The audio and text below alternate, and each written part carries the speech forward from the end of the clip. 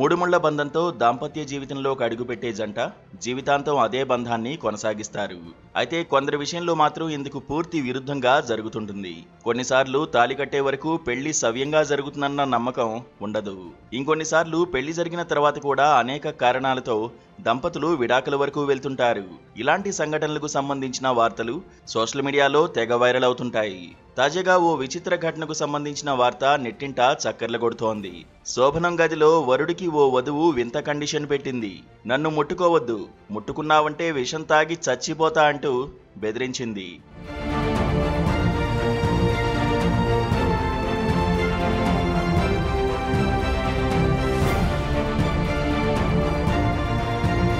ఉత్తరప్రదేశ్ బరేలీ జిల్లా Baradari police station పరిధిలో ఈ ఘటన చోటు చేసుకుంది. స్థానిక ప్రాంతానికి చెందిన ఓ వ్యక్తికి ఇదే ప్రాంతానికి చెందిన యువతితో వివాహం నిశ్చయమైంది. ఈ ఏడాది జనవరిలో వీరికి బంధువుల సమక్షంలో ఘనంగా వివాహం చేశారు.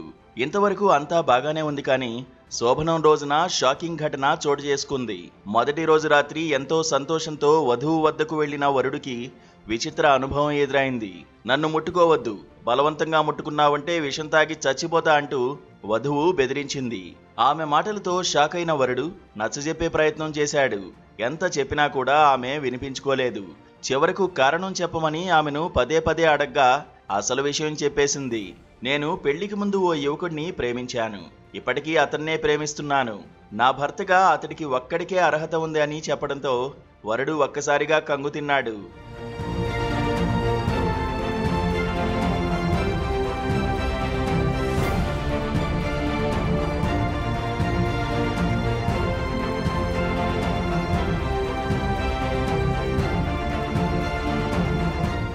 చివరకు ఈ విషయం వరుడు కుటుంబ సభ్యుల వరకు వెళ్ళింది. బంధువులంతా నచ్చజెప్పినా ఆమె మాత్రం వినిపించుకోలేదు. తమ కూతురుకు నచ్చజెప్పి పంపించాల్సిన తల్లిదండ్రులు కూడా ఆమెకే మద్దతు పలికారు. తమ కూతురు జోలికి వస్తే కేసులు పెడతామంటూ బెదిరించసాగారు. ఎన్ని ప్రయత్నాలు చేసినా తన భార్య కాపురానికి రాకపోవడంతో చివరికి చేసేదేమీ లేక పోలీసులను ఆశ్రయించి ఫిర్యాదు చేశాడు. ఈ కేసులో వధువుతో పాటు మరో 4గురిపై పోలీసులు కేసులు నమోదు చేశారు. కేసు ప్రస్తుతం దర్యాప్తులో ఉంది. కాగా ఈ వార్త ప్రస్తుతం సోషల్ మీడియాలో తెగ వైరల్ అవుతోంది. దీనిపై నెటిజన్లు వివిధ రకాలుగా స్పందిస్తున్నారు.